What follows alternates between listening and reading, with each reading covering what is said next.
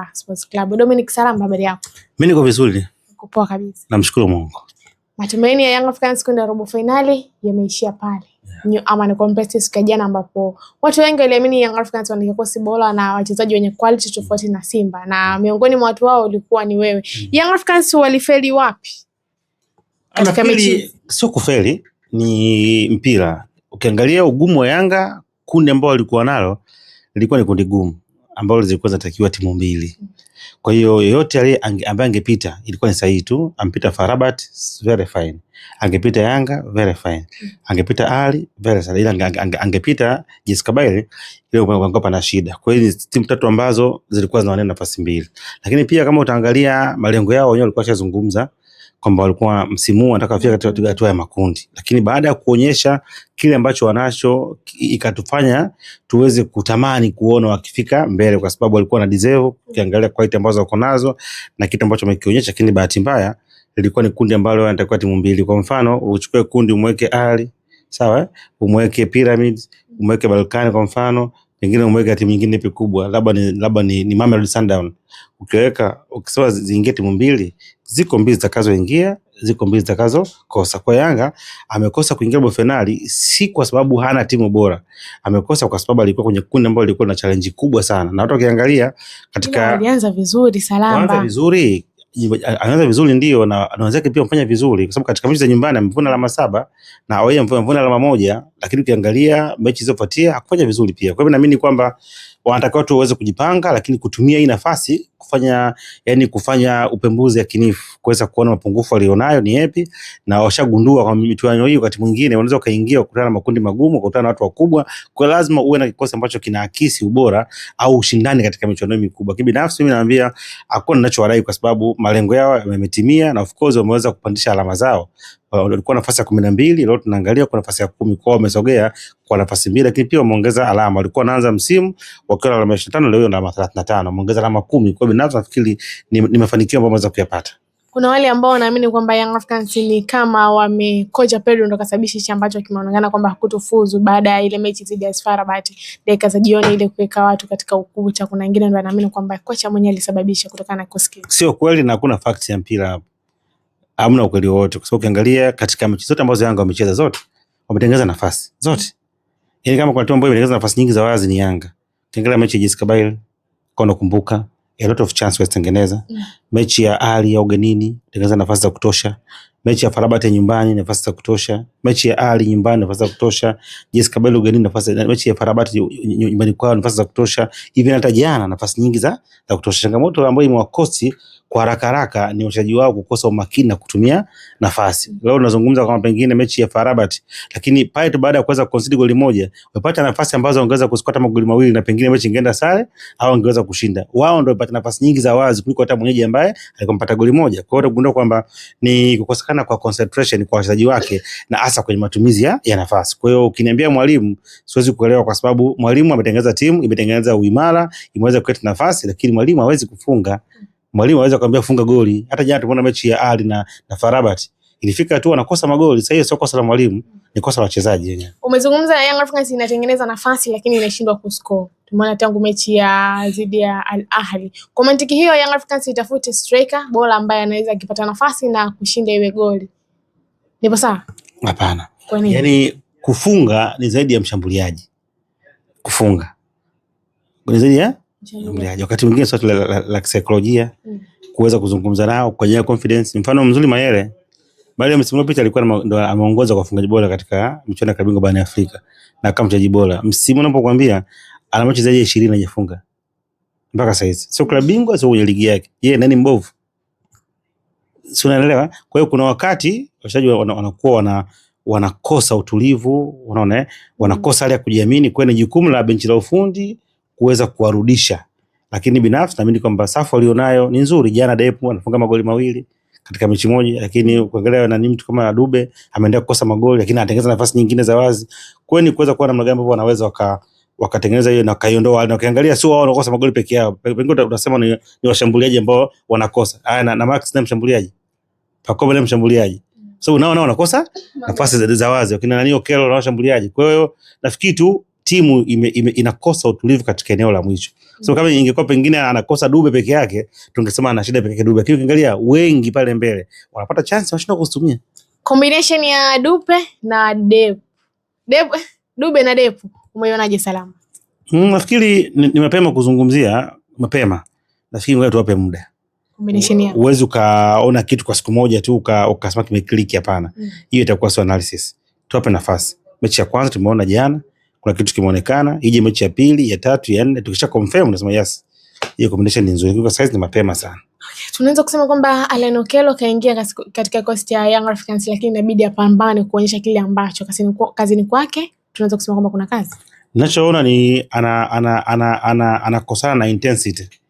Yaani kiwango cha utimamu na unyumbulifu na kasi ndio kinamfanya aweze kuwa chini. Pengine ligi ambayo alikuwa anacheza ilikuwa haina intensity ya juu kama amekuja kukutana na Yanga. Kwa hiyo wakati mwingine anakuwa yuko nyuma matukio. Yaani hayuko haraka fast kwenye kufanya maamuzi. Kwa hiyo nafikiri ni bado kijana mdogo na ndio amekuja, lakini pia amekuja kwa chenye pressure. Anafika tu anafikia mechi za kimataifa, mechi ngumu ambazo unakutana na watu wakubwa. Kwa hiyo naamini kwamba akiendelea kufanya training na kwa mazoezini atarejea, kwa sababu ukiangalia sio mbaya. Vitu anavyo, lakini wakati mwingine anakuwa ana delay kutokana na ile kasi inakuwa iko chini. Na umri wake, ligi iliyotokea Uganda hata katika kumbola zipo. Kwa hiyo sio kitu cha kushangaza. Young Africans, Simba Sports Club, Azam FC, Singida Black Star wameondolewa wote katika hatua ya makundi. Inamaanisha nini katika ligi yetu ya Tanzania? Tumefeli. Tumefeli msimu huu, tumeanguka. Hamna maana nyingine. Tumefeli kwa sababu tulikuwa na timu 4 na timu 4 zote ambazo zilikuwa zimeingia katika hatua ya makundi. Sawa, na tukaamini kwamba katika hatua makundi za timu 4 hata timu 2 au 1 inaweza ikafanikiwa kusogea, lakini kwa bahati mbaya zimeshindwa kufanya vizuri. Nikimwangalia Azam naona ni kama tu ni kama Yanga. Ameingia katika msimu ambao msimu wa kwake wa kwanza anakutana na kundi ambalo ni gumu kwake.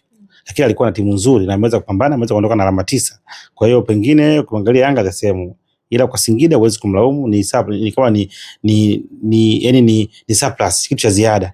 Ameingia kwa mara ya kwanza, anapita, anaingia makundi, kwa hiyo walikuwa wana enjoy kitu cha ziada ambacho huwezi kulalamika. Simba najua hapo katika kujitengeneza, timu yao imekuwa haiko vizuri, wanapambana kwa sababu katika makali yao, kwa wenyewe kufika hatua makundi, sio kitu kibaya sana, wameweza kumaintain alama zao. Ndio hivyo. Simba ni baba ya kimataifa Tanzania? Hapana, hamna baba ya kimataifa. Kwa nini? Amefanya nini? Finali mara 5, si mara 6. Ndio mnawalibu mpira. Hazisaidii. Kashuka na wao wameshuka. Yaani hazisaidii. Yaani issue ni kuchukua ubingwa wa Afrika. Ndio tukofikia saa hizi. Mambo nimeingia mara ngapi hasaidii. Nimekaa sifu form 4 mara 7 haisaidii. Kweli kufeli tu. Yaani mimi kama mara 7 so what? Yaani ndio na haya ni mambo ambayo yanatuharibia mpira wetu. Siasa nyingi zinaingia kwenye mpira. Yaani tunauongea mpira kuliko mpira wenyewe. Tunaupamba sana na yaani ndio shida hiyo. Na imeingia mpaka kwenye hizo timu hizi. Hata kwa wachezaji tunawasifia sana kuliko uhalisia. Timu zetu hizi bado. Hizi timu zetu hizi bado. Yani bado. List nani? Hakuna. Yani wote hao. Wote sawa. Wote ni bado. Inawezekana mwanani ambaye anazidi zake.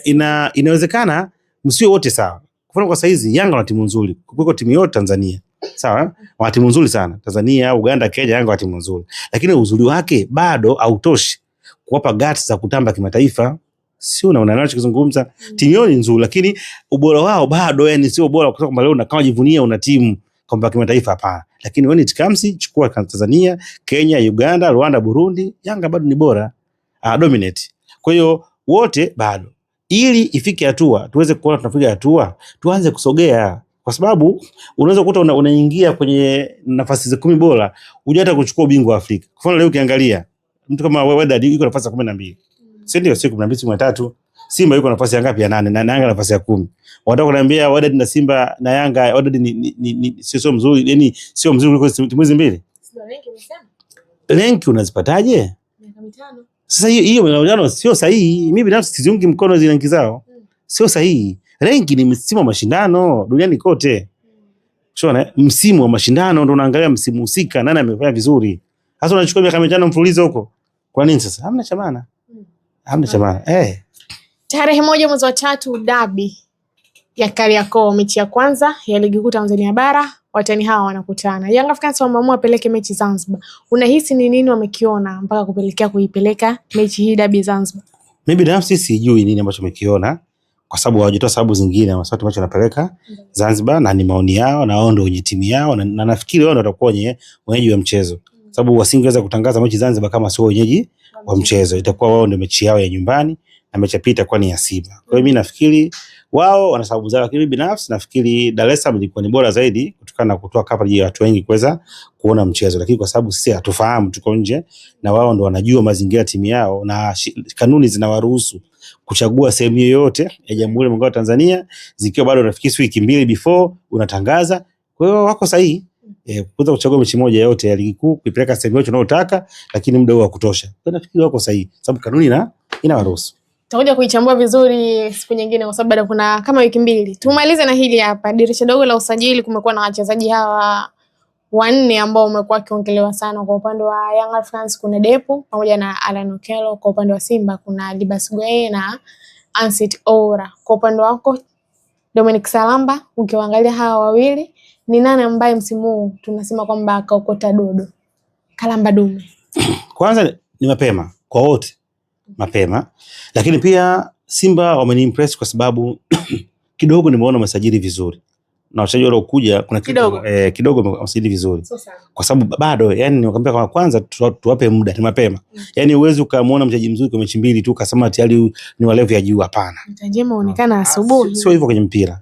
Mpira mchezo ambao nataka uweze kuangalia siku hadi siku. Kwa hiyo nimeona kuna mwanga kwenye nini, Anseti Oura mchezaji mzuri, ameonyesha ni ana uzuri, ana uwezo kufanya kitu kwenye timu. Kuangalia huyo Gueye mchezaji mzuri pia, wameanza vizuri. Kwa hiyo nafikiri wachezaji wazuri na wameanza kuprove, na kingine unaweza ukaona ni wazuri sana kwa sababu Simba walikuwa wana scarce ya watu kama hao. Walikuwa hawana watu kama hao. Kwa hiyo ni rahisi kuweza wao kuonekana sana. Lakini wewe unaweza usione ubora wa Okello kwa sababu tayari Yanga walikuwa na Max, wana Dube, wana Pacome. Kwa wakati mwingine yani unaona kama kitu cha kawaida tu, si unaelewa? Yani Yanga na watu wengi ambao walikuwa wako bora. Kwa hiyo akija mtu mpaka awe na kitu very unique, yani cha tofauti sana, ndio anaanza kang'aa kwa sababu tayari walikuwa na watu. Lakini Simba hapa katikati hawakuwa na wachezaji wa kariba hii tunayoiona. Yani timu ilikuwa haibebwi na mtu hata mmoja.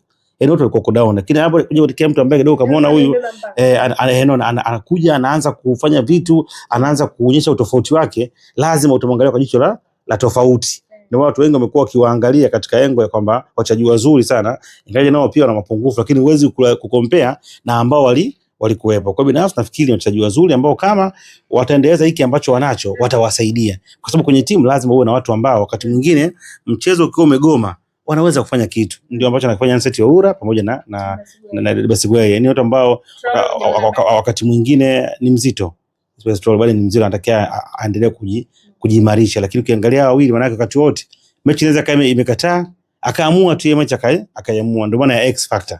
Kwa Simba mpata X factor wangapi? Wawili ambao wanaweza kusema leo tuna mechi, okay, mechi imekataa, oya mkafanya jambo. Hiyo mechi yoyote ile, wanaweza kufanya kitu chochote. Kwa hiyo wana wachezaji wa kuchungwa saa hizi hatari. Walikuwa hawana Simba. Ukimtoa Mpanzo pale kwa ameshuka, walikuwa hawana. Ilikuwa ukiangalia Simba anacheza na Yanga na Azam, una kumzungumzia. Lakini saa hizi maana una watu wa kuzungumzia, una Anseti Oura na huyo Seguye.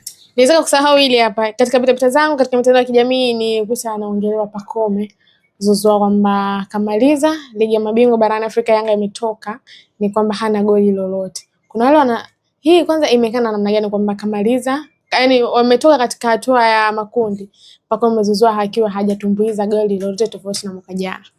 Kwanza yeye sio mfungaji kwa timu yake, yeye ni mtengeneza nafasi. Hata ukiangalia jana goli la kwanza Yanga wanafunga ni kazi yake yeye. Kwa hiyo sio jukumu lake la mama la kufunga. Yeye jukumu lake ni kuweza kudraw attention ya wachezaji wengine na kufanya either opponent afanye makosa ili waweze kucreate chance na wengine waweze kufunga. Ndio maana muda mwingi unamuona anashuka chini kuja kufanya dribbling ili kuweza unlock baadhi ya njia ili wakina Dube na wengine waweze kupata. Jukumu lake, sio mfungaji wa mwisho. Kwa hiyo ikitokea amefunga ni ziada tu ambao utamsifia. Ni kama leo itokea leo niambie kwamba msimu Baka hajafunga goli, msimu ujao alifunga, sio kazi yake ya msingi hiyo. Ikitokea nafasi anaweza kascore. Kwa hiyo mimi simtemu kama ni mfungaji, lakini labda ungeniambia pengine uwezo wake ukoje, nikwambia uwezo wake umepungua.